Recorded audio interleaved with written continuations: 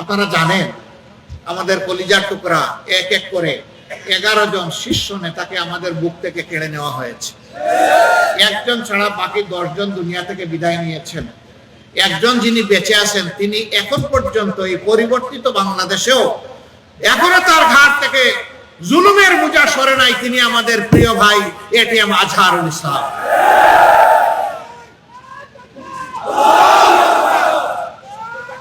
আমরা সরকারকে যথেষ্ট সময় দিয়েছিলাম। এক এক করে কারাগার থেকে সমস্ত রাজনৈতিক নেতারা মুক্ত হয়ে এসেছেন। এটিএম আজহারুল ইসলাম যখন বন্দী হন তখন ছিলেন তিনি বাংলাদেশ জামাত ইসলামের ভারপ্রাপ্ত সেক্রেটারি জেনারেল।